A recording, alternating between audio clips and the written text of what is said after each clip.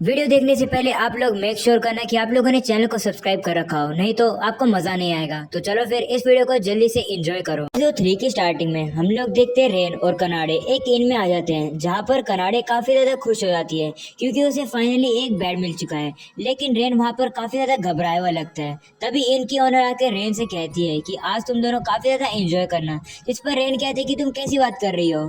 Next scene में rain हमें बताता है कि इबोन फ्रैंक को हराने के बाद गिल्ड ने रेन को काफी बड़ा अचीवमेंट के तौर पर एक स्पेशल प्रमोशन दिया, जिसमें रेन को रैंक एफ के एडवेंचरर से रैंक ई के एडवेंचरर बना दिया गया और साथ ही साथ उन्हें काफी सारा रिवॉर्ड भी मिला। और उस रिवॉर्ड का यूज करके उन्होंने टाउन में जाके काफी सारे न्यू इक्विपमेंट भी खरीदे और रात के टाइम में उन्होंने काफी ज्यादा अच्छा एक लग्जरी डिनर भी किया। लेकिन जिसके बाद वो इन में जाने लगते हैं तो इनकी ओनर उन्हें बताती है कि आज रात में सिर्फ एक ही रूम खाली है। तो रेन कहता है ठीक है, मैं किसी और इन में जाके ट्राई करूंगा।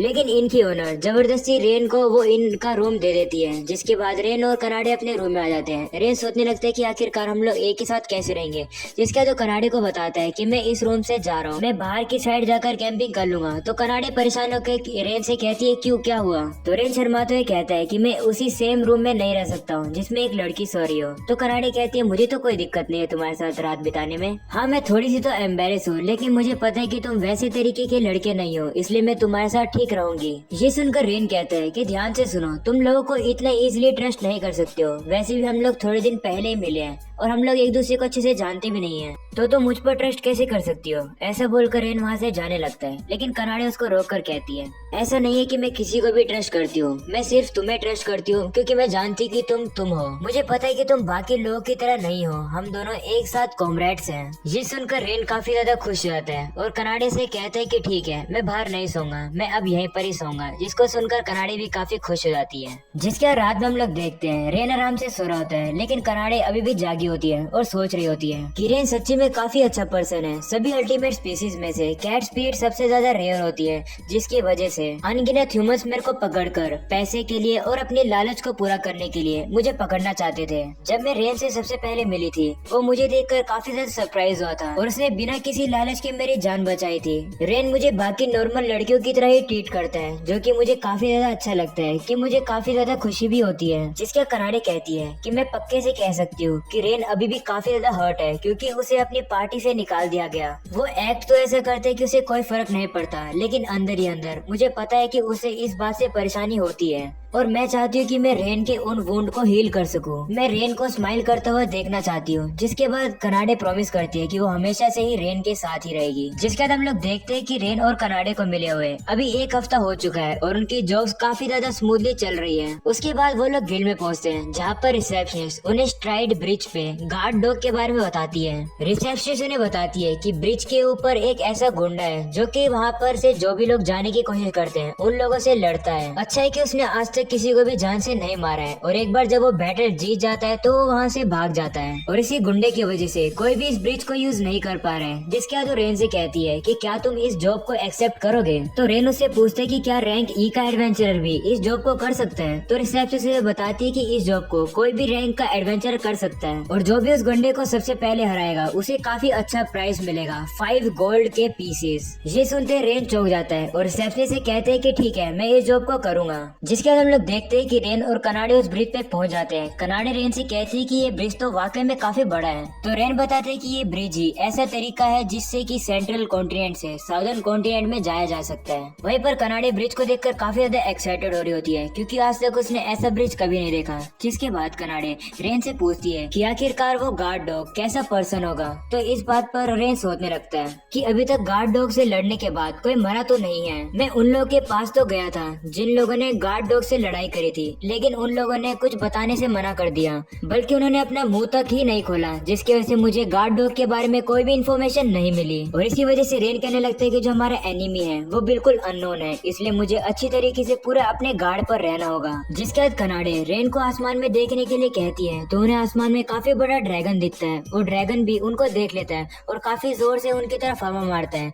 जिसके बाद हवा हटने के बाद पता लगता है कि सामने उनकी एक लड़की खड़ी होती है जो कि उनको चैलेंज कर रही होती है उनसे लड़ने के लिए।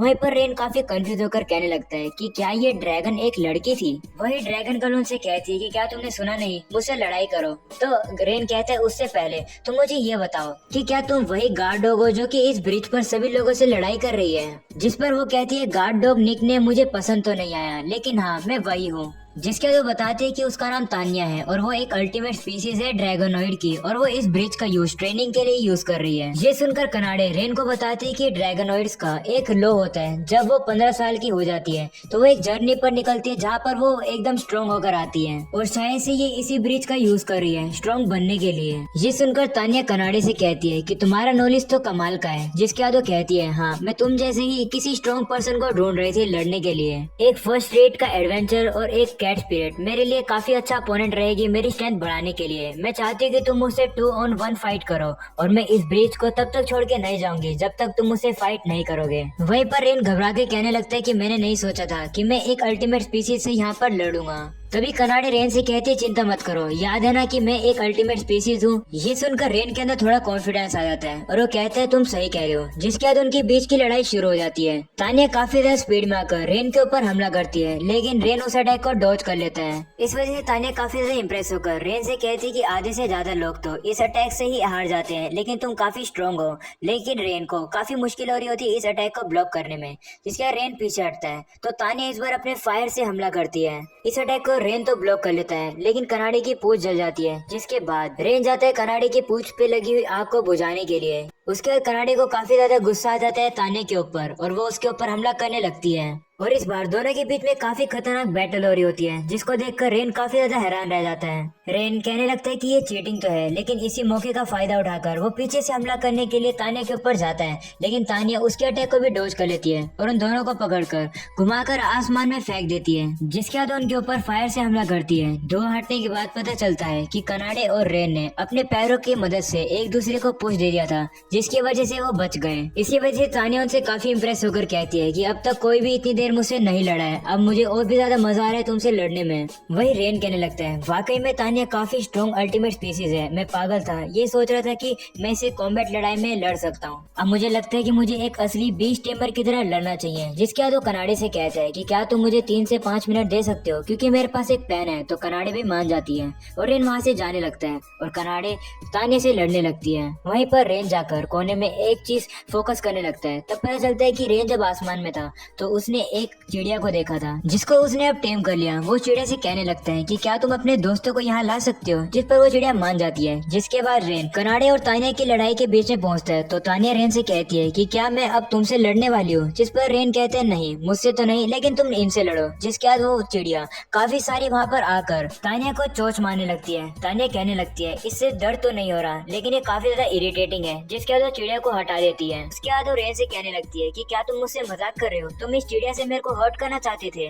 तभी अचानक से तान्या गिर जाती है और उसको समझ नहीं आता है कि आखिरकार ये क्या हुआ। तो रेन बताता है कि इस चिड़िया का नाम पिटो है और ये पॉइजनस होती है, और तुम जैसे ड्रैगन भी इनकी इतनी ज्यादा चोंच खाने के बाद थोड़ी सी तो देर के लिए पॉइजन हो ही जाओगी। उसके बाद रेन तान्या के पास पहुंचता है। वहीं पर तान्या रेन से कहती है ठीक है मैं हार मानती हूँ। ये सुनकर रेन कहते कि तुम इतनी जल्दी हार क्यों मान रही हो। तो तान्या कहती मैं अपनी फिंगर को भी नहीं हिला पा रही हूँ, तो मैं तुमसे जीतूंगी कैसे। ये सुनकर कनाडे काफी ज्यादा खुश होकर रेन को गले लगाकर कहती कि हम लोग फाइनली जीते। उसके बाद रेन तान्या के पास आकर कहते कि अब तुम्हें हमारे साथ चलना होगा। तो वो कहती है क्यों, तुम मुझे दूसरे ह्यूमंस को बेचना चाहते हो। तो रेन कहते ऐसा नहीं है, मुझे सिर्फ तुमसे बात करनी है, और मैं ये चाहती हूँ कि तुम मुझसे प्रॉमिस करो कि ऐसा तुम दोबारा कभी नहीं करोगी। ये सुनकर वो कहती है कि क्या होगा अगर मैं मना करूँ तो रेन कहते हैं मुझे नहीं पता, मुझे लगता है उसे बाद में सोल्व करना पड़ेगा। ये सुनकर तान्या कहती है आखिरकार ये कैसा जवाब हुआ, तुम मुझे कहीं पर भी ले जाकर कुछ भी कर सकते हो मेरे साथ, तुम कितने बड़े एक वियर्डो हो। तभी कनाडे तान्या को उंगली लगाने लगती है और तान्या को भी पॉइजन के से काफी दर्द हो रहा होता है। कनाडे उसे कहने लगती है कि रेन को परेशान करना बंद करो, जैसा वो कह रहा है वैसा करो, नहीं तो तुम्हें पनिशमेंट मिलेगी। जिसके बाद तान्या उसकी बात मान जाती है और कहती है ठीक है मैं चलूंगी। जिसके बाद वो लोग गिल्ड में पहुंचते हैं, जहाँ पर रिसेप्शनिस्ट काफी ज्यादा हैरान रहती है रेन की बात सुनने के बाद कि उन लोगों ने गार्ड डॉग को हरा दिया है। रिसेप्शनिस्ट कहती है कि मैं तुम पर पूरा भरोसा करती हूँ, लेकिन अभी तो हमें इस स्टोरी को कंफर्म करना होगा, और स्टोरी कंफर्म होने के बाद तुम्हें रिवॉर्ड मिल जाएगा। जिसके बाद उनसे कहती है एक बात बताओ, आखिरकार तुम्हारे पीछे ये लड़की कौन है जिसके टेल और हॉर्न है। रेन घबरा जाता है और कहता है ऐसा नहीं है, ये एक ह्यूमन है, इसने सिर्फ एक कॉस्ट्यूम डाल रखी है। तभी तान्या कहती है तुम मेरा इंट्रोडक्शन मत दो, मैं अपना इंट्रोडक्शन खुद दूंगी। तभी रेन उसको बीच में रोक लेता है और वो तान्या को गेट से वहाँ से ले जाता है। जिसके बाद वो टाउन में घूम रहे होते हैं। वो तान्या को बताने लगता है कि किसी को भी मत पता लगने देना कि तुम ही वो गार्ड डॉग थी, नहीं तो यहाँ पर काफी पैनिक हो जाएगा। लेकिन जैसे रेन पीछे देखता है, वो देखता है कि तान्या लोगों को बता ही रही होती है कि वो आखिरकार है कौन, लेकिन रेन आकर उसे रोक लेता है। उसके बाद वो तान्या को लेकर एक खुले से गार्डन में आ जाते हैं और उसे कहने लगते हैं हमने कहा है ना तुम किसी को अपने बारे में नहीं पता लगने दे सकती हो। तो तान्या रेन से माफी मांगकर कहती है कि मैं भूल गई थी, मुझे माफ कर दो। जिसके बाद तान्या से कहता है कि तुम्हें ये करना चाहिए, तुम इस टाउन से काफी ज्यादा दूर चली जाओ, क्योंकि अभी भी टाउन से दूर लोग को गार्ड डॉग के बारे में नहीं पता चला है, तो तुम वहाँ पर सेफ रहोगी। लेकिन प्रॉमिस करो तुम ऐसा दोबारा कभी नहीं करोगी। तो कनारी रेन से पूछती है कि आखिरकार उन लोगों का क्या हुआ जो तान्या से लड़े थे और तान्या के बारे में कुछ भी नहीं बता रहे थे हमें। जिस पर तान्या कहती है मैंने उन्हें डराया नहीं था कि वो मेरे बारे में ना बताए, शायद से वो इसलिए डर रहे होंगे क्योंकि उनकी बेइज्जती हो जाएगी कि वो एक लड़की से हार गए। उसके बाद रेन तान्या से कहता है ठीक है अब तुम जाओ कहीं और, ताकि तुम अच्छी से अपनी ट्रेनिंग कर सको बिना किसी को तकलीफ पहुंचाए। तब तान्या कहती है कि मैं ट्रेनिंग में तुम लोग को तो हरा नहीं पाई, इसलिए मैं चाहती हूँ कि मैं अब से तुम्हारे साथ ही रहूं, जिससे कि मेरी अच्छी खासी ट्रेनिंग होती रहेगी। वैसे भी तुम्हारे साथ मुझे काफी मजा आएगा। जिसके बाद वो खड़ी होकर रेन को गले लगा लेती है और कहती है कि मुझे तुम पसंद हो और तुमने मुझे प्रोटेक्ट भी किया था। वहीं पर कनाडी ये सब देखकर काफी जेलस होकर कहती है कि मेरे मास्टर से दूर हो जाओ। तो तान्या कनाडी से पूछती है कि क्या तुम जेलस फील कर रहे हो। जिस पर कनाडी कहती है नहीं, मुझे सिर्फ ऐसा लग रहा है कि रेन को परेशानी हो रही होगी तुम्हारे गले लगाने से। उसके बाद रेन कहने लगता है मुझे कोई दिक्कत नहीं है कि हम लोग तान्या को अपनी पार्टी में रखें, तुम क्या चाहती हो कनाडे। तो कनाडे कहने लगती है तान्या थोड़ी सी तो मीन है, लेकिन मुझे कोई भी दिक्कत नहीं है इसको अपनी पार्टी में रखने के लिए। उसके बाद तान्या रेन से कहते हैं चलो फिर अब डिसाइड हो गया, तुमने कनाडे के साथ कॉन्टेक्ट बनाया हुआ है ना, अब तुम मेरे साथ भी कॉन्टेक्ट बना पाओगे, तो मेरे साथ कॉन्टेक्ट बनाओ। तो रेन मान जाता है और वो कहने लगता है कि मैं एक कैट स्पिरिट के साथ साथ एक ड्रैगनॉइड के साथ भी कॉन्टेक्ट बनाने वाला हूँ, कितना ही अलग फीलिंग है। जिसके बाद वो तान्या के साथ एक कॉन्टेक्ट बना लेता है और उसके बाद तान्या देखती है कि उसके हाथ पे भी कनाडी की तरह एक मार्क आ चुका है। वो कहने लगती है काफी ज्यादा अजीब है, मुझे ऐसा लग रहा है कि मैं रेन के साथ कनेक्ट हो चुकी हूँ, लेकिन कुछ भी हो अच्छा लग रहा है। वहीं पर रेन काफी ज्यादा थका हुआ लग रहा होता है। तो तान्या उसके पास आकर उसके गाल खींचकर कहती है कि तुम अच्छे हंस क्यों नहीं रहे हो कि तुमने मेरे साथ कॉन्टेक्ट बनाया। उसके बाद रेन को मास्टर करके कहती है कि आपके साथ मैं आगे से काम करने वाली हूँ। अगले सीन में हम लोग हीरोज के ग्रुप को देखते हैं जो कि जंगलों में गए थे, लेकिन उन्हें कुछ भी नहीं मिला और उन्हें अपने मिशन के अंदर काफी दिक्कत आई, क्योंकि मॉन्स्टर के साथ साथ एनिमी को ढूंढना काफी ज्यादा मुश्किल है, इसलिए उन्हें रेन की याद आ जाती है। तभी बाकी हीरोज भी एक दूसरे से लड़ने लगते हैं और कहने लगते हैं ये इतना ज्यादा डिफिकल्ट काम था। वहीं पर आर्यो जो कि उनके ग्रुप का लीडर होता है, वो एक इविल स्माइल करके कहते हैं कि हम लोग रेन को वापस ले आते हैं, क्योंकि वो काफी ज्यादा बेवकूफ है, लेकिन साथ साथ वो काइंड भी है और वो हमारे ऑफर को मना नहीं करेगा। हम उसे कहेंगे कि उस टाइम पर हम लोग सीरियस नहीं थे उसे टीम से निकालने के लिए, लेकिन अब हम लोग उससे सॉरी मांगकर उसे वापस बुलाएंगे और जिस टाइम पर हम लोग उस फॉरेस्ट को पास कर लेंगे हम लोग वापस से रेन को अबेंडन कर देंगे। वहीं पर इनका सीन दिखाया जाता है जहाँ पर कनाडे और तान्या लड़ रहे होते हैं कि आखिरकार रेन के चेहरे की तरफ देखकर कौन सोएगा। लेकिन उनके लड़ाई के बीच में वहीं पर रेन काफी मजे से सो रहा होता है और एपिसोड हो जाता है यहीं पर खत्म।